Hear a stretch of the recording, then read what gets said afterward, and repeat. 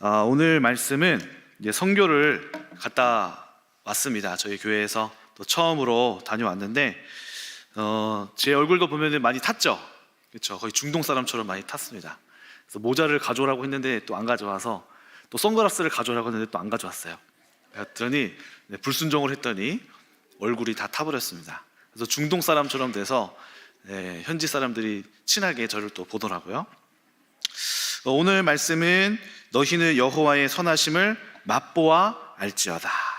오늘 이 본문을 선택한 이유는 맛보아 알지어다, 하나님을 알고 또 이번에 성지순례를 가는 거는 우리가 성경으로만 보았고 만났던 그런 성경의 이야기, 하나님 나라의 이야기들을 직접 그 땅을 가서 또 공부하고 또 배웠고 보았기 때문에 우리가 이렇게 성실하게 또 알아가는 것이 얼마나 축복되었는지, 그리고 오늘 그 봤던 것을 같이 나누려고 오늘 선교 보고 예배로 하나님께 영광 올려드리고자 합니다. 또 다음 달에도 오늘 다 못해서 다음 달에도 계속 할 테니까요, 같이 저와 함께 선교지를 같이 이렇게 탐험해보면 좋을 것 같습니다. 한번 PPT를 한번 띄워주실까요? 저희가 이번에 이제 간 곳은, 먼저는 가이사랴라는 곳입니다. 가이사랴라는 곳을 우리 48분 되는 성도님하고 같이 이렇게 버스를 타고 이스라엘에 도착해서 제일 처음에 간 곳이 가이사랴입니다. 이 가이사랴는 해안 지방에 있었는데요, 로마의 3대 핵심 인물, 삼두정치, 옛날에 우리 배웠죠. 삼두정치 중에 중요한 한 사람이 카이사르예요. 카이사르. 성경에는 가이사랴 이렇게 돼 있고, 또 우리가 알기로는 시저라고 불리우는 사람입니다. 이 사람이 갈리아를 정벌하고 폼페이우스를 내전에서 이기면서 삼두정치를 끝냅니다. 그리고 이 사람은 자신의 부하에게 암살을 당해요. 하지만 이 사람이 너무나 큰 업적을 해놨기 때문에 자연스럽게 이 사람의 양아들이었던 아우구스투스가 로마의 황제가 돼서 이제 로마의 황제 시대가 시작이 됩니다. 사실 이 사람은 황제가 된 적은 없지만 훗날 사람들이 이 카이사르라는 이름을 굉장히 훌륭한 초대 로마의 시작으로 여깁니다. 그래서 이 카이사르라는 사람의 이름을 딴 지역도 그때 당시에 많이 있었고, 성경에 나타난 많은 지역도 이 로마가 정벌해서 가졌던 나라 땅이었기 때문에 이 카이사르라는 이름을 써서 사용했습니다. 그래서 저희가 그 지역을 갔다 왔습니다. 그 지역이 어딘고 봤더니 저희가 이제 왼쪽이 지중해고 오른쪽이 이스라엘 땅이에요. 봤더니 저기 동그라미 된데 해안가죠. 해안가.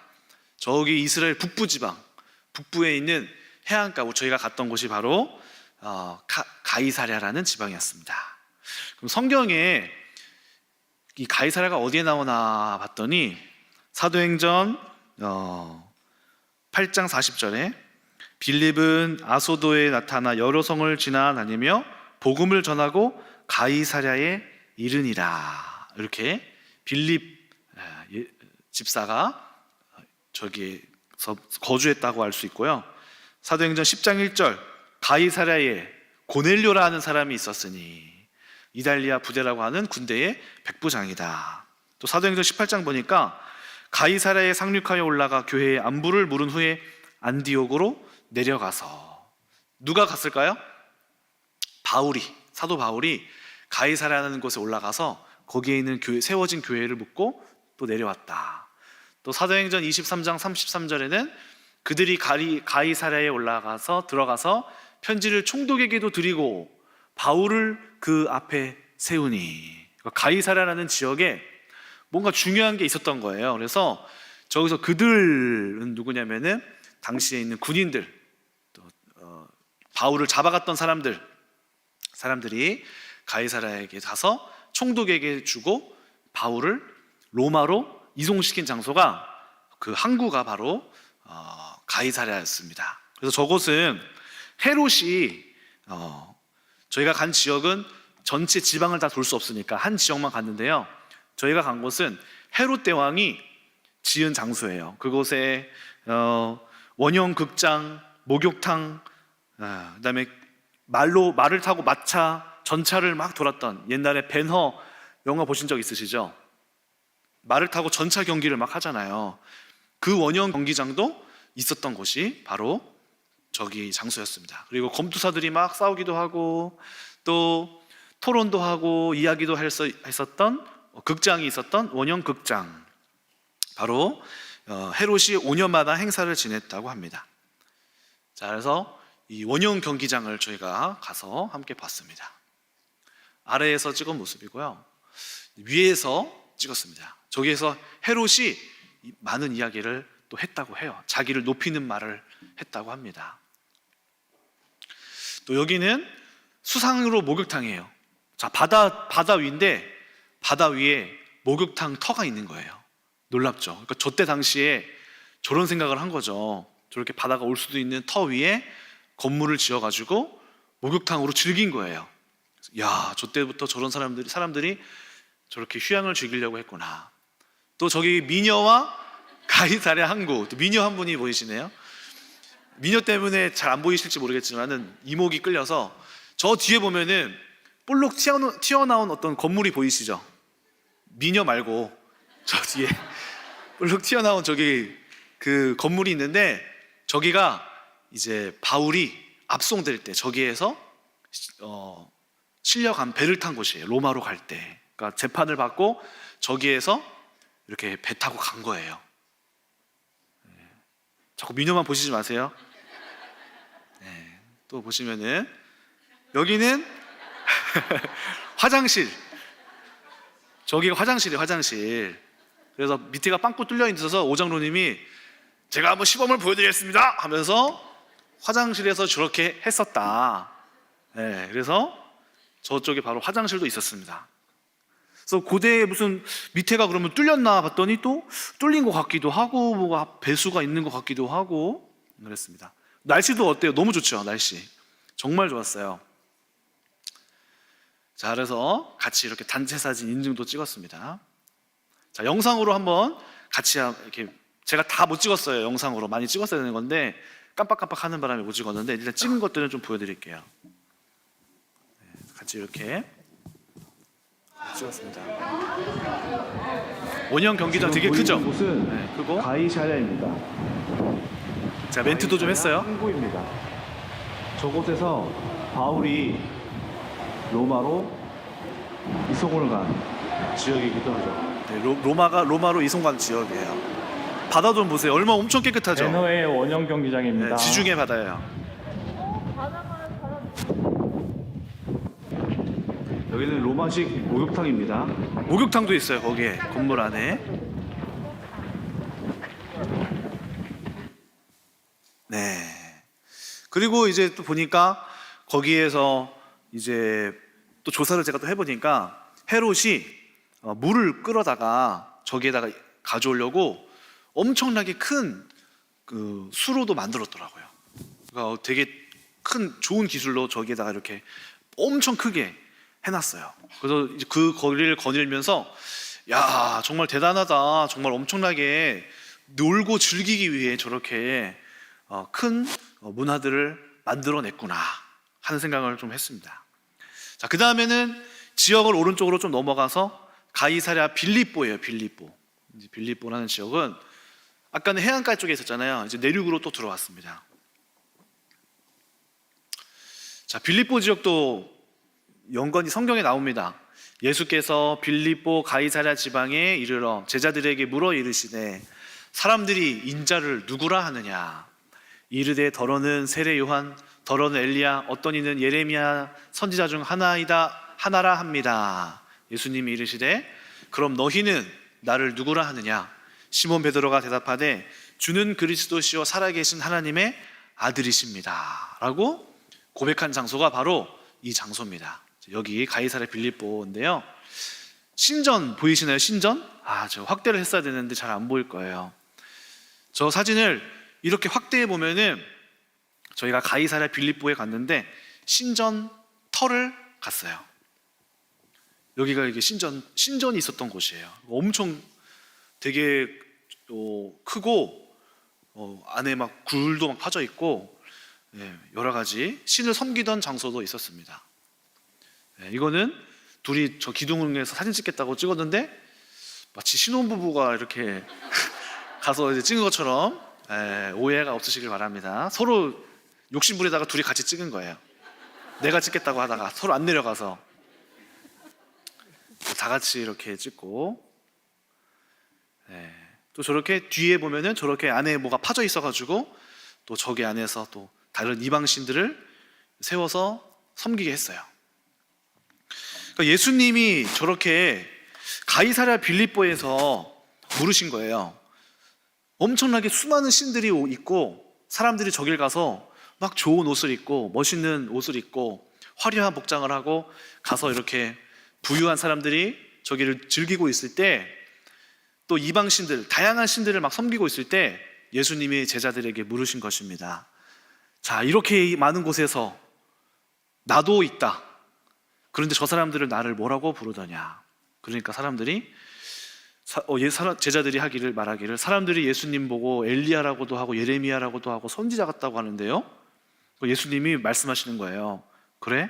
그럼 너희는 나를 누구라고 하느냐. 그러니까 저 장소에서 일부러 그런 말씀을 하신 거죠. 그러니까 수많은 신들이 있는 장소에서 너는 나를 제대로 알아볼 수 있느냐, 너는 나를 이곳에서 고백할 수 있느냐, 나를 주로 고백할 수 있느냐라고 물으셨다는 것이죠. 의미가 있죠. 그래서 이제 집에 돌아와서도 또 생각을 해봤습니다. 오늘날 정말 많은 세상 속에서 이것이 옳다, 저것이 옳다, 이렇게 살아야 행복한 삶이다, 이렇게 살아야지만이 세상에서 성공하는 삶이다라고 많이들 이야기합니다. 어떤 청년하고도 얘기를 했는데 한 청년이 이러더라고요. 자기가 대학교를 오기 전에 고등학생 때 선생님이 대학교 가면은 다 된다, 무조건 대학만 잘 가라 하고 자기한테 그렇게 얘기했대요. 그래서 자기도 대학이 전부인 줄 알고 대학에 올인을 했대요. 모든 인생을 다. 그런데 막상 대학에 가보니까 꼭 그렇지 않다는 걸 깨달은 거예요. 그래서 이제 이 청년이 하는 말이, 목사님 제가 살아보니까 대학이 전부라고 세상의 말들을 귀 기울여서 왔더니 그게 아니었어요. 세상의 말들이 진리라고 진리인 척 하는데 진리가 아닌 것 같아요. 그래, 하나님의 말씀이 진리야. 하나님의 말씀이 진리야. 또 청년들도 보면은 제가 또 조사를 하나 해봤더니 20대를 어떤 결혼 기관에서 조사했대요. 결혼을 하고 자녀를 낳을 생각이 있습니까? 물어봤더니 2016년도에는 25%가 나는 애를 안 낳을 거다, 이렇게 됐거든요. 근데 최근 조사에 뭐라고 나왔냐면은 54%가 나는 결혼해도 애 안 낳을 거다. 저는 이러한 영향도 세상에서 흘러오는 풍조를 그대로 그냥 무분별하게 그것이 진리인 것처럼 그렇게 애 낳고 사는 것이 불행하다라는 이야기들을 접하고 그 사람들의 말을, 세상 사람들의 말을 진리로 여기고 옳게 여겼기 때문에 그들의 마음속에도 그것이 기준이 되어서 나도 그렇게 살아야지 하는 메시지가 형성됐다라고 봅니다. 단적인 예로 이러한 일들은 아주 많습니다. 여러분들이 다니고 있는 학교에서도 어떤 얘기들이 오갈 거고요. 여러분들이 다니는 직장에서도 이런 얘기 저런 얘기를 할 것입니다. 그리고 이렇게 살아야 된다, 저렇게 살아야 한다, 많은 얘기를 할 텐데 그 중에 예수님께서 우리에게도, 여러분들에게도 물어보실 수 있으시죠. 너희는 정말 그 많은 이야기들 중에서, 많은 정말 내가 진리라고 말하는 것들 중에서 나의 말이 과연 너희에게 진리가 되고 있느냐, 나를 따르는 것을 정말 진리로 여기고 있느냐. 예수님께서 오늘 여러분들에게 그런 질문을 하실지 모르겠습니다. 자, 화면 다시 넘겨주세요. 그러므로 여러분들이 처한 그곳에서, 이곳에서 예수 그리스도가 나의 주인이십니다라고 당당하게 말할 수 있는 여러분들 되시길 축원합니다. 자, 그래서 또 미녀들이 또 등장했죠. 저 미니언은 계속 나오는 것 같아요. 네. 물이 참 깨끗하고, 그다음에 다 같이 이렇게 앞에서 단체 사진을 또 찍었습니다. 저렇게 뒤에 큰 신전, 저 어마어마하게 압도하는 신전 속에서 아마 지금은 파괴돼서 없지만은 이미지로 그려보면 더 많이 나왔을 거예요. 그렇죠? 저곳에서 과연 아주 초라해 보이는 그 예수님을 보고 당신이 진리입니다라고 말할 수 있을까요? 여러분들의 눈을 속이고 있고, 또 여러분들이 눈으로 속고 있고, 어쩌면 화려하게 보이고 있는 그것들로부터 영적인 정말 눈을 여셔서 무엇이 진리인지, 무엇을 가장 옳게 여기시는지 분별하실 줄 아는 여러분들 되시길 축원합니다. 그 다음에는 단의 샘 근원을 갔습니다. 단이라는 것은 저기에 보니까 맨 위에 단이 있어요. 단지파. 저기를 갔는데요. 이스라엘에는 저기가 중동 지방이니까 물이 많을까요? 별로 없을까요? 물이 많이 없을 것 같죠? 네, 많이 없어요. 실제로도 척박한 땅, 광야이고 건조합니다. 굉장히 건조합니다. 그래서 물이 있는 곳이 아주 소중하고 중요해요. 근데 이스라엘 전역을 위에서 흘러서 저 갈릴리 호수를 들어가서 밑에 아래 사해 바다까지 쭉 물이 이렇게 흘러 내려오거든요. 근데 저 지역에서 저기뿐만 아니라 세 군데가 있어요. 세 군데가 물의 샘 근원이에요. 샘 근원. 물이 시작되는 곳. 근데 저희가 간 곳이 바로 단 지역의 샘 근원 지방을 갔습니다. 아니, 저기에서 있는 물이 얼마나 많길래 저기에서 갈릴리 호수를 만들고 아래 내려와서 사해 바다까지 물이 쭉 물줄기가 오는 거예요. 그러니까 엄청난 물이 필요하겠죠. 그래서 가봤더니 단 지역에 뭐가 있냐면은 헬몬산이 있어요. 헬몬산. 성경에 딱 한 번 등장합니다. 시편 133편에 등장하는데, 보라, 형제가 연합하여 동거함이 어찌 그리 아름다운고, 머리에 있는 보배로운 기름이 수염 곧 아론의 수염에서 흘러서 그의 옷깃까지 내린 같고, 헐몬의 이슬이, 저기서 말하는 헐몬이 단 지역에 있는 헬몬산, 헐몬의 이슬이 시온의 산들의 내림 같도다. 거기서 여호와께서 복을 명령하셨나니 곧 영생이로다. 그래서 성경에 딱 한 번 등장합니다. 헬몬이라고도 하고 헐몬. 그래서 이게 헐몬산이에요. 헬몬산이기도 하고. 그럼 물이 어디서 나올까 봤더니 저기 위에 있는 눈이 녹아서 헐몬산에서 눈이 이슬이 되고, 이슬이 물이 돼서 온 이스라엘에게 샘을, 땅에 물을 적시고 비옥한 땅에 수분이 되는 중요한 생명의 줄기와 같은 물이 바로 저기서 시작되는 거예요. 그래서 가봤더니 아니, 저게 샘 근원이에요? 이렇게 웅덩이 같이 물이 별로 안 나와 있었어요. 이렇게 그냥 짜잘하게 그냥 잔잔했어요. 아마 한 이 정도도 안 됐나? 이렇게 여기 이거의 반도 안 됐을 거예요. 저게 샘 근원인 거예요. 막 산을 타고 열심히 올라갔더니 저게 샘 근원인 거예요. 근데 올라가는 길에는 물이 폭포수같이 막 콸콸 내려옵니다. 근데 샘 근원은 저렇게 잔잔할 수가 있나 하는 생각을 좀 했습니다. 한번 같이 볼까요? 여기도 이제 물이 별로 많이 안 오는 것 같죠?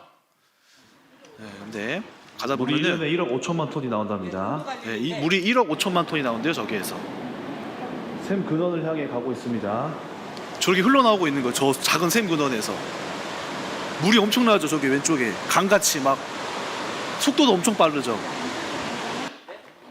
근데 샘 근원은 딱 저거예요. 잔잔하게 샘 근원 딱 저 정도 근원밖에 안 되는 거죠. 사진 찍으시고 단체 사진 찍으시고 여기서 한 5분 드릴게요. 3분. 저기에서 L 단이라고 샘 근원이다 이렇게 써 있습니다. 메인 스프링이라고 돼 있죠. 그래서 어딘지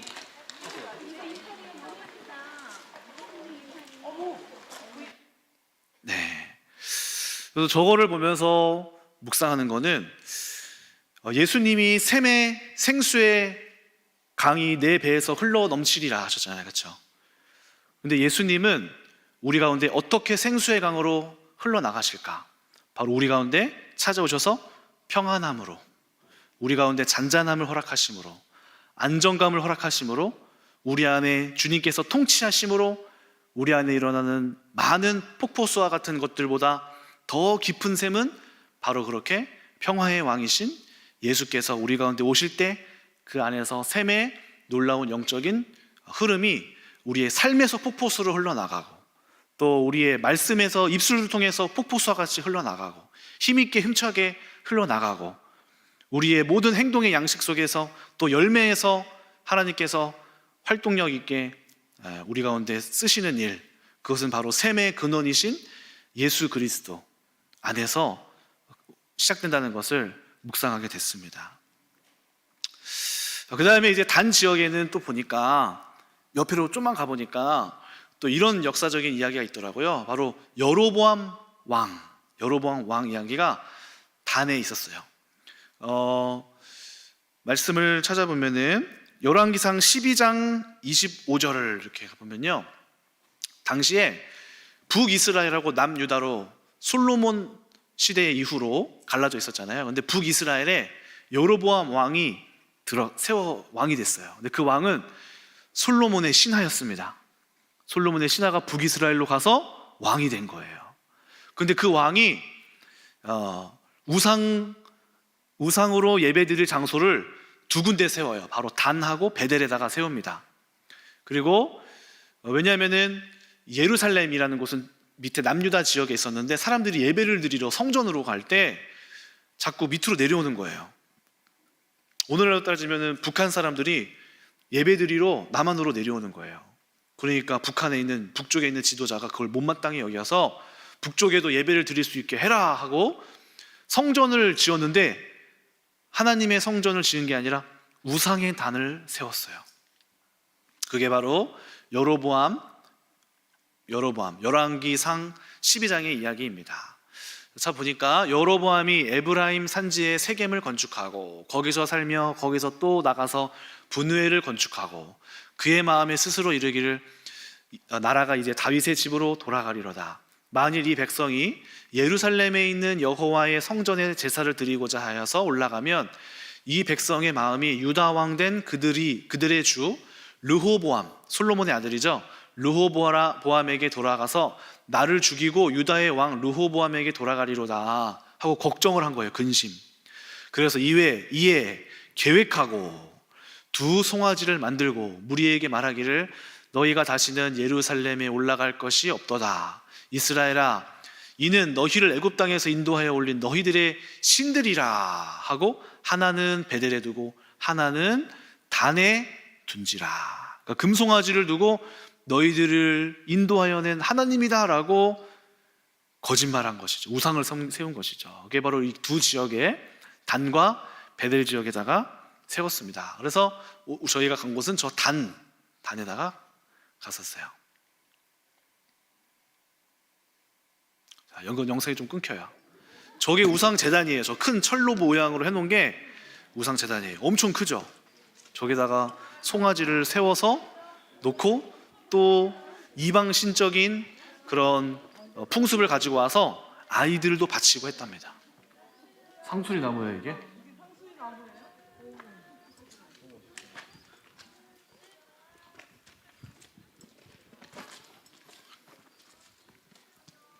그래서 우상 제단 안에 저희가 들어간 거예요.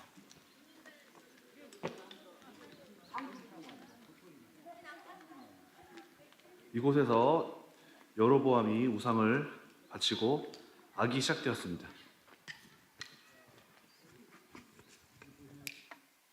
네, 되게 엄청 크죠. 높은 곳에다가 세워서 우상을 섬겼대요. 자, 그리고 저희가 또 이제 간 곳은 이제 그리심산을 갔습니다. 그리심산 갔더니 왼쪽은 그리심산이고 가운데는 세겜 땅이고, 오른쪽은 에발산 이렇게 되어 있네요. 그래서 그리심산과 에발산 사이에 세겜이라는 땅이 있습니다. 이 지역도 성경에 나오는 지역이더라고요. 봤더니 신명기 27장 가보니까 모세가 그날 백성에게 명령하여 이르되 너희가 요단강을 건넌 후에 시므온, 레위, 유다, 이사갈, 요셉, 베냐민 지파는 백성을 축복하기 위해 그리심산으로 가고, 르우벤, 갓, 아셀, 스불론, 단, 납달리는 저주하기 위하여 에발산에 가고, 두 산에다가 가서 서라. 저 산으로 올라가라 한 거지. 양산으로 올라가서 레위 사람은 큰 소리로 이스라엘 모든 사람에게 말하라 이르기를 장색의 손으로 조각하였거나 부어 만든 우상은 여호와께 가증하니 그것을 만들어 은밀히 세우는 자는 저주받을 것이요 모든 백성은 응답하여 말하되 아멘 해라 하고 쭉쭉쭉 이렇게 했을 때 저주받을 것이요 아멘 해라 아멘으로 화답해라 이렇게 할 때는 하나님이 축복하실 것이다 아멘으로 화답해라. 신명기 27장에 모세가 저 그리심산을 두고 왼쪽에는 6지파를 보내고 나머지 지파는 에발산도를 보내서 축복과 저주를 선포했습니다. 그래서 그 땅에 같이 올라갔습니다. 여기가 아주 높은 곳에 있는 성터예요. 그리심산 터예요. 근데 저기는 언제 세워졌냐면은 나중에 세워졌어요. 나중에 그리심산을 그래서 축복의 땅이다, 모세가 축복한 땅이다라고 그 세켐 지역에 있는 사람들이 그렇게 알고 있었어요. 그런데 이 지역은 나중에 이제 사마리아인들이 살게 되는데요. 이 지역은 언제입니까? 바벨론 포로가 되어서 다니엘도 잡혀가고 그 전에 저 북이스라엘 나라가 어디입니까? 아수르에 의해서 멸망했죠. 그때 이방인들을 다 저 세켐 땅에 보내서 이방인들하고 결혼시켰어요. 근데 그 이후에 밑에 남유다 사람들은 그걸 지켜보고 있었겠죠. 가만히 보니까 혼혈 민족이 나오고 이방인이랑 섞이고 저 사람들은 더러워졌네 라고 유대인들이 생각하기 시작했어요. 그런데 머지않아서 이 유대인들이 바벨론으로 잡혀갑니다. 그때 다니엘도 잡혀가고 에스더도 잡혀가고 그런 일이 있었겠죠. 거기에서 70년을 보내요. 그런데 돌아오게 돼요. 그게 바로 어디입니까? 에스라, 느헤미야, 스룹바벨이 같이 거기에서 너무너무 활동을 잘하고 칭찬받아서 돌아오게 됐어요. 돌아올 때 정책을 펼쳤어요. 돌아와서 성전을 짓자. 우리가 땅을 빼앗겼지만 혼혈은 아직 안 됐고 정체성은 있으니 우리가 철저하게 이방을 배척하고 하나님의 거룩한 성전을 짓자 하고 예루살렘에다가 성전을 지으려고 한 거예요. 근데 저 사마리아 땅에는 아직도 이 외국인들이 섞여 살고 있었죠. 섞인 이방인 혼혈족들이 살고 있었죠. 그들이 말한 거예요. 우리도 성전을 좀 짓게 해달라. 나도 동참하고 싶다. 근데 어떻게 했을까요? 에스라가 거부했어요. 오히려 이방인하고 결혼한 사람들은 아예 이혼도 해버려라 하고 철저하게 이방인을 배척했어요. 그래서 예루살렘에 솔로몬의 제2성전이 만들어졌는데 사마리아 사람들은 그 성전을 나도 짓고 싶었는데 할 수가 없었어요. 그래서 저 땅을 택했어요. 그리심산. 저 땅이 그러면은 우리가 우리만의 성전을 짓겠다. 그래서 저기에 하나님을 예배하는 성전을 세우게 되는 거예요. 저 땅이 근데 아이러니하게도 오늘날까지 그 풍습은 저기에서 계속되고 있어요. 저 땅에서 안식일 행사, 6월절 행사를 저기에서 지금도 해요. 사마리아 그 사람들이. 그래서 많은 학자들이 지금까지도 풍습을 유지하고 있는 그걸 연구하러 지금도 옵니다. 저기에서. 저걸 저렇게 하는 거구나. 왜 우리도 옛날에 뭐 조선시대 김치 담그는 법, 뭐 하는 법을 그대로 유지하고 있는 사람들 있잖아요. 그렇죠? 그런 것들을 탐구하러 막 가잖아요. 저기도 성경에 나온 방식 그대로 6월절 행사를 하는 사람들이 오히려 저기에 남아있는 거예요. 그래서 저기로 연구를 하러 오히려 막 갑니다. 그래서 이렇게 찍으면 멋있다고 해서 한번 찍어봤고요. 네, 그래서 한번 보겠습니다. 이렇게 높은 땅이었어요. 그리심산이 아주 높았어요. 에발산은 아시죠? 저 건너편 에발산. 저희 건너편이 에발산. 에발산은 약간 밑에 이렇게 세겜이라는 거예요. 그러니까 저쪽에 세겜이 그러니까 대충 그냥 여기 보이랑 말락하는 곳을 세겜이라고 보시면 돼요. 세겜이 저 사이에 껴있는 거죠. 그냥 도시 저 아래쪽 그쪽 그냥 세겜이라고 대충 보시면 됩니다. 사실 여기서 거기다. 네, 그래서 저렇게 아주 높은 곳에 성전을 짓고 사마리아인들은 유다 사람들은 예루살렘에서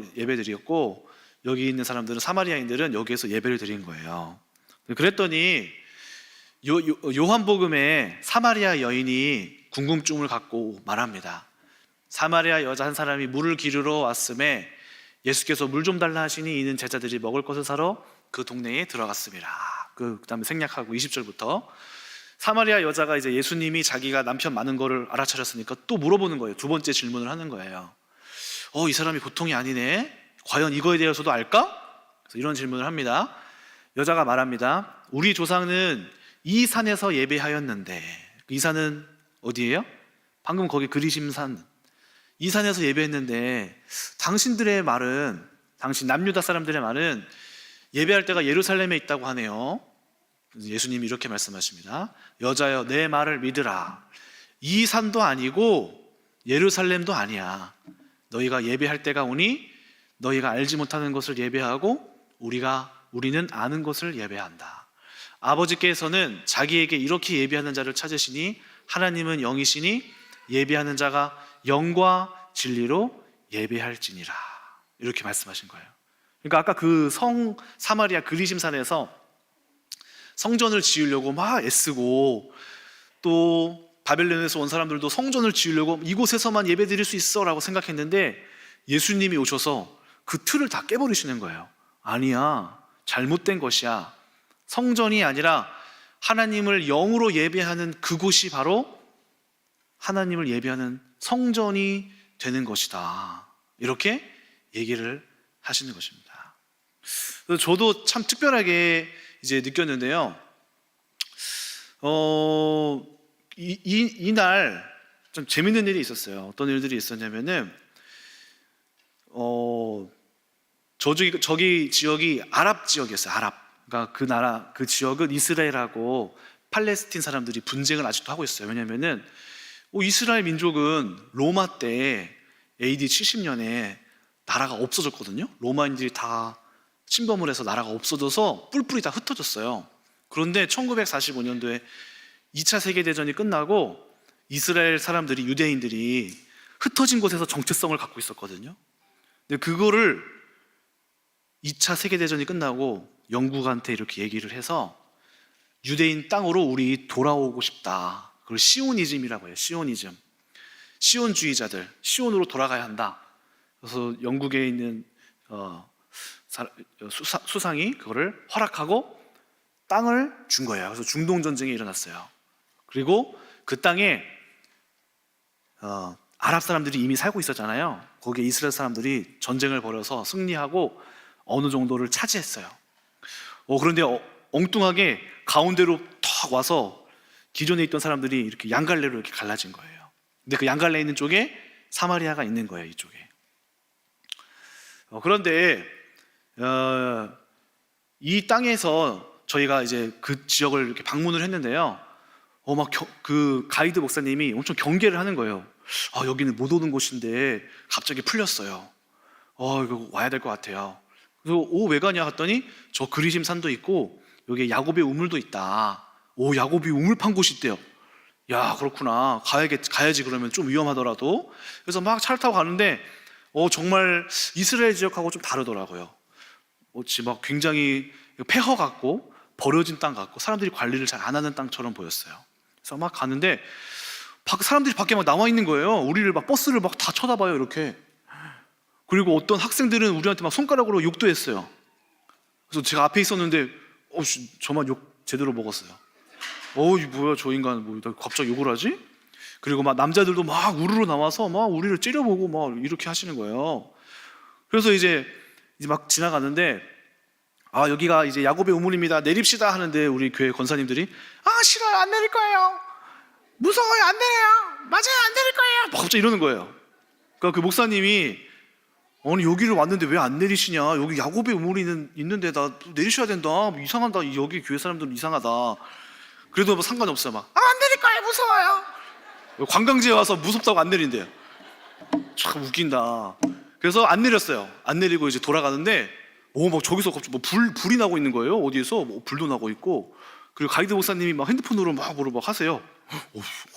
놀란 것 같아요. 그래서 이제 제가 물어봤어요. 무슨 일이 있냐? 여기 왜 이러냐? 그랬더니 사실은 제가 지금 카톡에 교회 집사님이 대사관에 계신데 지금 하나 문자가 왔다고. 뭐냐면은 그 야곱의 우물 주변에 충돌이 일어났다. 이스라엘 군사하고 이제 이스라엘을 공격하는 팔레스타인 사람에서 이 마찰이 일어나서 지금 총격이나 이런 게 오갔다. 이런 거예요. 그리고 어쩐지 가보니까 군인들이 엄청 많고 문자를 또 보니까 20 몇 명 사망 이렇게 돼 있는 거예요. 20 몇 명 사망, 뭐 70 몇 명 부상. 저희가 거기를 지나온 거예요. 그러니까 우리가 느끼기에 야, 이거 안 내리길 잘했다. 왜 안 내렸지? 관광지에 와서 왜 안 내리시지? 이상한 사람들인데 사실은 그게 뭔가 하나님께서 인도해 주셨음을 생각하게 되는 거죠. 또 재미있는 일도 있었어요. 이렇게 또 거기 끝나고 우리 권사님 한 분이 그 사마리아 저기 말고 다른 그 성벽, 왕이 사는 곳에 가시다가 다리를 다치셨어요. 그래서 다리를 다쳐서 이제 막 의사도 막 찾아가서 진단받고 뭐 하느라고 다음에 가야 할 장소를 못 가게 됐어요. 거기가 이제 여기 실로입니다. 실로. 네, 실로였는데 화면 안 보여주셔도 돼요. 실로라는 곳에 저기에 가게 되는 거였는데 못 가게 된 거예요. 가지 말자. 저기는 못 간다. 바로 우리가 숙소로 바로 가야 된다. 그래서 알겠다. 그럼 빨리 가자. 지금 권사님도 다치셨으니까 빨리 가자. 그런데 또 다른 권사님들이 갑자기 이러는 거예요. 아, 오줌 마려워요. 화장실 가야 돼요. 저 화장실 못 참아요. 저 왜 저러실까? 그래서 이제 이미 실로는 또 지나갔어요. 또 못 가고 지나갔어요. 고속도로 타야 된대요. 그래서 이제 가이드 목사님이 그냥 어떻게 길가에서 해결하시면 안 됩니까? 어떻게 길에서 해결해? 빨리 화장실 찾아내요. 그래서 이제 그 운전기사 또 아랍 사람이에요. 아랍 사람한테 화장실 가야 되는데 어떡하냐 했더니 차를 돌리는 거예요. 유턴을 하는 거예요. 그리고 원래 가기로 했던 저 실로를 갑자기 우리를 끌고 가는 거예요. 그래서 화장실만 쓰시라고. 그래서 가이드 목사님이 돌리지 말라고 막 하는데 아랍 사람이 막 그냥 막 돌려요. 막 그냥 아직 가면 안 되는데 막 거기 문 닫았는데 막 이러시는 거예요. 그래서 뭐지 이게 제대로 가는 게 맞나? 그래서 갔는데 그 목사님이 이러시는 거예요. 저기 실로가 문 닫았다고. 저기는 문이 안 열어요. 가서 한번 혹시 모르니까 화장실만 쓰고 나오자고. 이렇게 해서 화장실만 쓰기로 해서 갔어요. 근데 갔더니 문이 열려 있는 거예요. 목사님이 이상하다. 여기 문 안 열리는데? 온 김에 가시죠? 하고 이렇게 보고 왔어요. 제가 또 영상으로 보여드렸겠지만은 저는 거기가 제일 기억에 많이 남아요. 실로가 제일 좋았어요. 그리고 이제 나왔어요. 이제 나와서 집에 가는데 사모님이 얘기하시는 거예요. 오늘부터 기도합시다. 오늘부터 각 방에서 기도하세요. 또 이게 막 무섭게 말씀하시는 거예요. 그래서 여행 왔는데 또 기도해야 되나? 이 생각을 했어요. 그래서 그래. 오늘 하루 좀 뒤숭숭했다. 또 전쟁 막 거기 하는 곳에 막 총싸움 하는 곳에 우리도 막 있었고 또 권사님도 막 다치시고 이거 뭔가 우리가 그냥 여행 온 게 아니라 이거 뭔가 기도하는 걸 해야겠는데. 근데 월요일 화요일 날은 기도를 못 했거든요. 우리 막 지치고 피곤해가지고. 그래서 이제 각 방에서 모이기 시작했어요. 그런데 기도하는데 어떤 마음이 드냐면은 제가 가장 그 시간이 하나님하고 가까운 시간이었어요. 오늘 내가 분명 이스라엘 땅에 와서 있는데도 느껴보지 못했던 하나님과의 가까움을 오히려 내가 한국에서 그냥 하던 거, 기도하던 거, 그거를 하는데 그게 더 하나님하고 가깝게 느껴지는 거 있죠. 그래서 제가 오늘 예수님의 말씀이 생각이 났어요. 이 땅에서도 아니고 저 성전에서 예배하는 것도 아니고 영으로 예배하는 자가 하나님께 나와는 진정한 예배자가 될 것이다. 그래서 제가 맞다 이거다. 그렇지. 기도하는 이곳이 하나님하고 제일 가까이 있는 자리지. 내가 비록 이스라엘 땅에 갔지만은 한국에서 그냥 기도할 때 느꼈던 그 기도가 오히려 이스라엘 땅에서 갔는데 그 기도 시간이 하나님하고 더 가깝게 느껴지는 거 있죠. 저도 그 시간이 좋았어요. 그래서 제가 우리 정택현 전사님한테도 태현아 나는 기도 시간이 제일 좋은 것 같아 뭐 이랬어요. 이런 얘기도 막 했었습니다. 아마 같이 가신 분들도 느끼셨을 거예요. 그 땅에 갔지만 우리가 몸이 왔다고 해서 하나님과 가까워지는 게 아니라 우리의 마음이 하나님에게 가 있고 하나님을 찾고 장소가 지금 멀어져서 이곳에 있을지라도 우리가 지금 이곳에서 어쩌면 더 하나님하고 친밀하게 교제를 할 수 있는 축복이 오늘 예수님께서 우리에게 알려주신 영적인 예배를 드리는 오늘 바로 이 자리에서 하나님이 가장 여러분과 함께 친근하게 소통하고 계신다는 사실을 믿으시기 바랍니다. 그래서 여러분 또 하나 넘겨볼까요? 이제 실로를 마지막으로 보겠습니다. 실로를 보면은 실로는 저 가운데 있죠? 저 제일 밑에 있는 지역입니다. 그래서 이렇게 갓하고 므낫세 에브라임 사이에는 저 지역에 실로가 있었어요. 실로는 지역은 뭘까요? 봤더니 저 실로는 성경을 제가 못 찾았네요. 여호수아가 저 실로에서 12지파를 땅을 이렇게 배분한 장소예요. 땅을 너는 어디 땅을 하겠습니다. 어디 땅을 하겠습니다. 한 장소입니다. 저는 저 장소가 제일 좋았어요. 한번 같이 한번 볼까요? 핸드폰으로 찍었어요. 이거는 고프로를 못 가져갔어요. 그런데 한번 잘 살펴보세요. 아까 우리가 봤던 어떤 큰 터랑 비교해 보세요. 뭐가 없어요.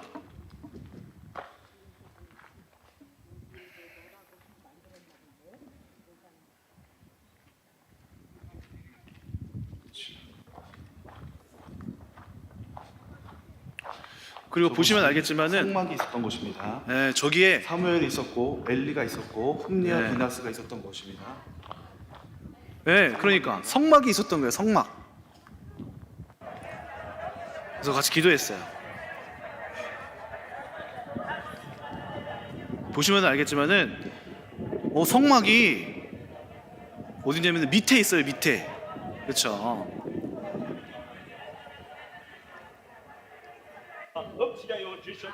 저희가 성막터예요. 성막터.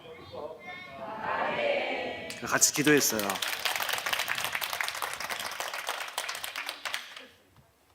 그래서 한나가 기도했던 장소다. 화면 저를 이제 바꿔주면 됩니다. 저는 저기에서 갔던 게 느낀 게 뭐냐면은 저희가 아주 높은 곳을 막 가서 거기에 성전이 있고 뭐가 있다고 느꼈거든요. 아주 크고 헤롯도 멋있게 만들고 화려하게 만들고 아주 웅장하게 높고 크고 멋있게 자신들의 권력을 뽐냈어요. 그런데 성막은 출애굽 때 열심히 사람들이 끌고 다녀서 저기에서 정착해서 성막을 놓고 사사기 시대를 지냈고 엘리 제사장도 있었고 사무엘도 기도했고 한나도 와서 기도하고 홈니와 비나스도 있었던 저 장소, 성막이 있었던 그 장소가 굉장히 눈으로 보기에는 뭔가 주변에 아무것도 없고 비교적 뭔가 초라해 보이고 또 높은 곳에 있지 않죠. 이렇게 낮은 곳에 있잖아요. 그걸 보면서 그걸 보는데 제 마음에 아주 깊은 깨달음이 있었어요. 그 뭐냐면은 예수님이 거하시는 곳은 어딘가? 하나님이 거하시기 기뻐하는 장소는 어딜까? 하나님은 어디에 계시기를 원하셨는가? 하나님이 어디 계시기 원하셨죠? 성막이 보통 하나님이 계시던 장소였잖아요. 하나님이 낮은 곳에 계셨던 것이죠. 낮은 곳에 거하셨고 화려하지 않은 곳에 거하시고 그러나 그곳에 하나님이 계셨기 때문에 중요한 장소가 되는 것이었죠. 그래서 그걸 보면서 하나님은 저렇게 낮은 곳에 계시기를 원하시는구나. 그럼 하나님이 계시는 곳은 어떻게 가야 되겠죠? 우리가 가야 할 곳이잖아요. 우리도 있어야 할 곳이 그 자리잖아요. 하나님이 계신 곳이잖아요. 그곳을 같이 따라가야 되잖아요. 주님은 정말 높은 곳에 계시지 아니하시고 낮은 곳에서 머물러 계시는구나. 내가 가야 할 곳은 어딜까? 내가 가야 할 곳도 내가 이곳에서 이 땅에 살면서 가야 할 곳, 만나야 할 사람들, 나의 방향은 하나님이 계신 그곳으로 가야 하는 거구나 라는 것들을 깨닫게 됐습니다. 자, 그래서 오늘을 이렇게 마무리를 하겠는데요. 마지막으로 또 기억에 남는 것은 하나님의 인도하심이었습니다. 그것은 아까 우리 그리심산에서 이렇게 오면서 가만히 뒤돌아서 생각해 보니까 하나님의 인도하심을 느끼는 거예요. 아, 우리는 그냥 여행이라고 생각해서 그냥 성지순례다, 잘 보고 와야지 하고 했는데 하나님의 보호하심을 느꼈어요. 하나님의 보호하심, 그리고 저 성막을 꼭 보게 하시기 위하여서 인도하여 주심, 드라이버를 사용하든 시간이 지체되고 늦어졌어도 우리를 인도하여서 거기로 꼭 가서 그 깊은 감동을 느끼게 하시는 하나님의 손길이 그날 느껴진 거예요. 또 그날 기도하게 하셔서 어떤 것이 하나님과 가장 가까이 있는지를 깨닫게 된 거죠. 그러니까 그날 제 마음속에는 하나님이 가까이 느껴졌어요. 하나님의 임재가 우리가 평소에는 잘 모르고 살다가 하나님의 임재하심이 갑자기 느껴질 때가 있잖아요. 저날 그랬어요. 우리의 여행 속에, 우리의 여정 속에 지금 하나님이 우리를 함께하고 계시는구나. 이미 알고 있지만 아는 거랑 또 느끼고 있는 거랑 다르잖아요. 저날은 느껴지는 날이었어요. 동행하신다, 하나님이 보호하신다 를 강력하게 느꼈습니다. 또 감사한 것은 다치신 권사님이 교회에 오신 지 아마 6개월, 7개월밖에 안 되셨을 거예요. 그런데 다리 다치신 권사님은 전날 이후로 여행을 못 하셨어요. 그래서 제가 권사님 속상하시겠어요. 여행 못 하시니까 속상하시죠. 큰 돈 또 내시고 큰 맘 먹고 시간 내셔서 오셨는데 참 속상하시겠어요. 그랬더니 권사님이 아니라는 거예요. 자기는 지금 괜찮다는 거예요. 그리고 오히려 거기에서 엄청난 깨달음을 지금 내가 하고 있다고, 하나님하고 지금 여기서 교제하고 있고 너무 기뻐서 자기는 지금 너무 감사하다고, 이 시간이 너무 좋다고. 그래요? 그래서 이제 비행기에서 제가 한 2시간 정도 같이 있었는데 지금 피곤해서 좀 자려고 했는데 2시간 계속 말씀하시더라고. 은혜 받은 얘기를. 그러시냐고, 대단하시다고. 근데 들으면서 정말로 깨달으신 게 엄청 많은 거예요. 오히려 다친 것이. 그리고 또 신기하게 그는 의사를 불러서 아랍 의사가 와서 봤거든요. 어디 다쳤냐? 움직여봐라. 어디 부었냐? 이건 삔 거다. 이건 분명 삔 거다. 많이 붓지도 않고, 저도 제가 다리가 부러져 봤잖아요. 피멍이 잔뜩 들어요. 막 다리가 땡땡 붓고 닿지도 못해요. 그런데 권사님은 아닌 것 같은 거예요. 그래서 목사님도 침도 놔주시고, 그리고 이건 삔 거다. 많이 붓지도 않고 괜찮다. 나을 거다. 그리고 우리도 그렇게 하고 신경도 많이 안 써서 괜찮으신가 보다. 좀 이렇게 식사만 잘 챙겨드리고 하면 되겠다. 병원도 안 가고 그냥 이렇게 했어요. 정말 괜찮으셔가지고. 근데 한국에 왔더니 다리가 부러진 거 있죠. 이것 또한 놀랍다. 이것도 뭔가 하나님께서 그 여정 속에서 뭔가 이렇게 보호하신 게 있었네.